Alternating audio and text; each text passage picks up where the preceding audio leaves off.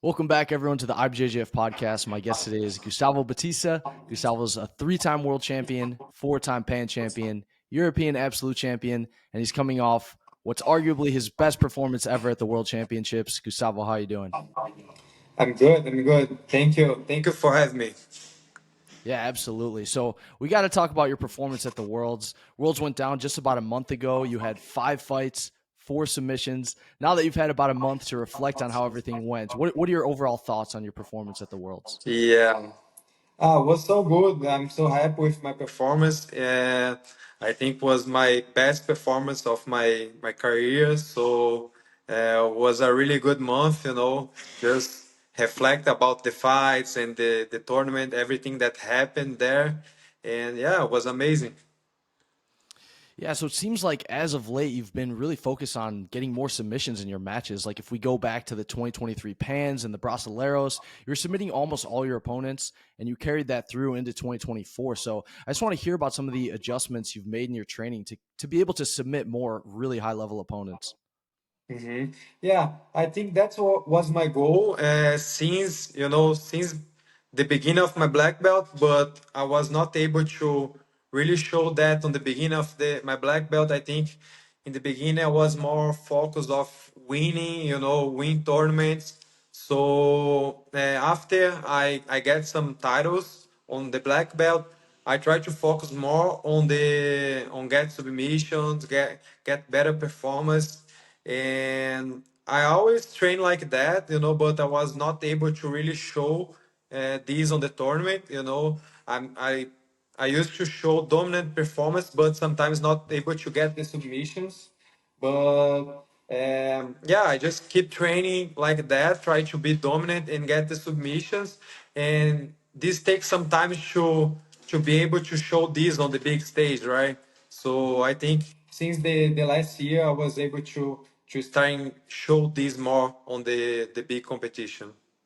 So what was really cool about your performance too, I went back and rewatched the matches, but you had 4 submissions and they were all different submissions. So you got a straight Yes. ankle lock, a knee bar, an arm bar, and a head and arm choke, which is really cool because you were using all these different variations. You were submitting from the top, you were submitting from the bottom.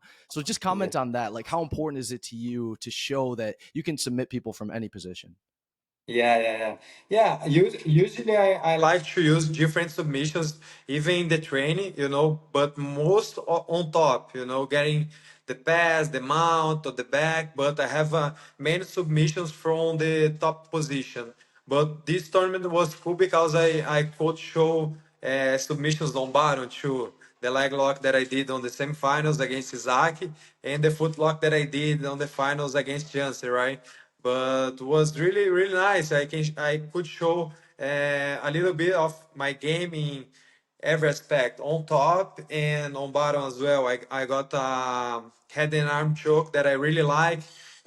You guys probably already saw I doing this on the fights. I really like this choke, get the mount and get the submission, arm bar too. So was really cool show a little bit of my game, in all the aspects. So was amazing.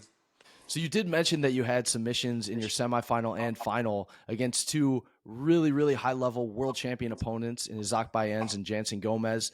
Both of them were from the bottom position too. Like you said, a lot of your submissions come from the top. This time you got a Yeah. knee bar in the semi, straight ankle in the final. Let's start with the semifinal. That was a really interesting setup for the knee bar from 50-50. I've seen you go Uh, for that setup before, but why don't you walk everyone through how you ended up landing that submission? yeah. Yeah, like I say, I usually to finish my fights more on top, but on my semifinals I was able to go to the 50-50 position with Izaki, and I was looking since the beginning of the match. I was looking for the knee bar,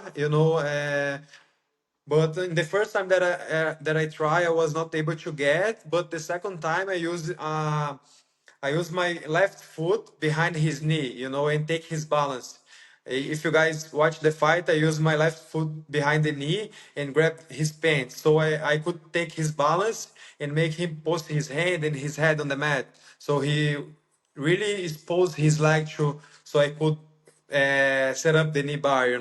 Was something that you guys not used to use sit to fight when I fight, but I just feel on the fight that I could do it. That's was more about the feeling there. Yeah, something you mentioned too was taking him off balance and how that was a big part of getting the submission. And I feel like you Yeah. did that same thing in the final against Jansen. You got underneath the leg to the sing leg X position, something you're very good at. But that straight ankle lock finish was pretty unique and something different from you too. So if you could walk us through that straight ankle lock finish, that would be awesome as well. Yeah, for sure. I think it's I could surprise him because he was not expecting that, right?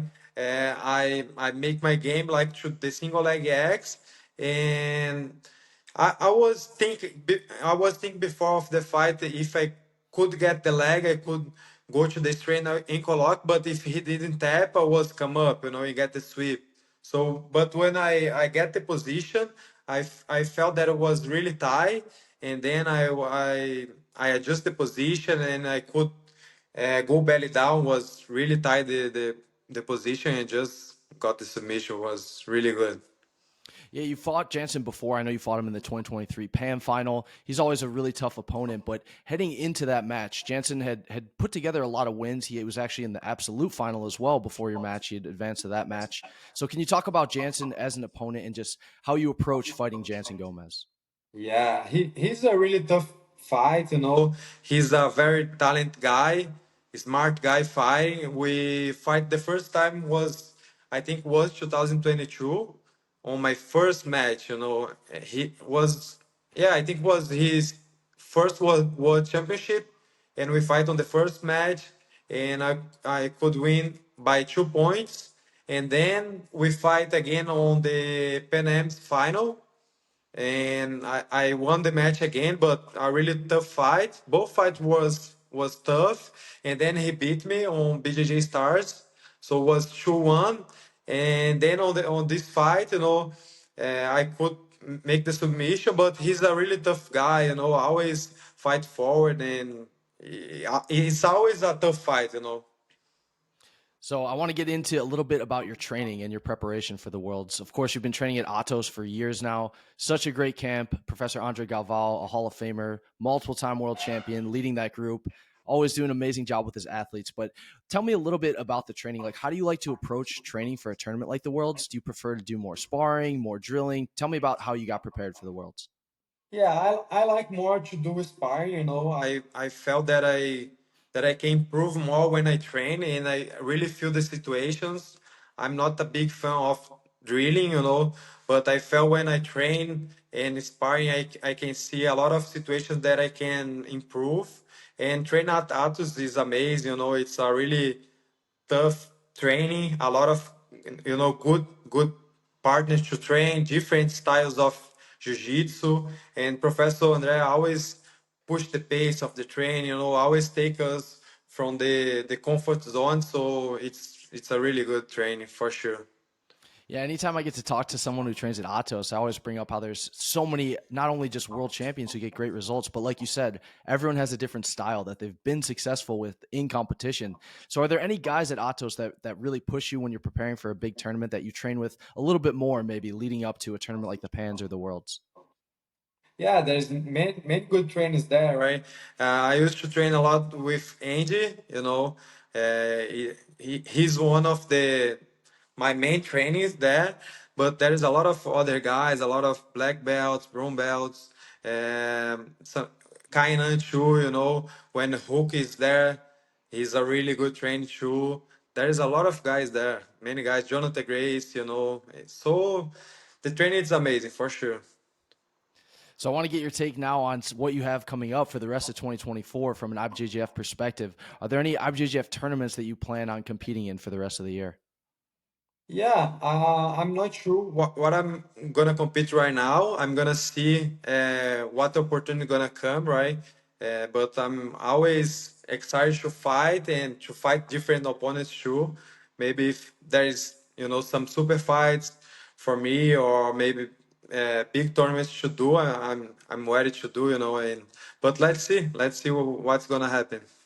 I know you competed in the Crown at the end of 2023. That was back in November of last year. That's an event that's going to be coming back. You had a Yeah. great performance in that event, won your first match, lost your second one, but always putting on great performances in all your matches. So I want to get your take on the crown this year. Is that something that you'd be interested in competing in again?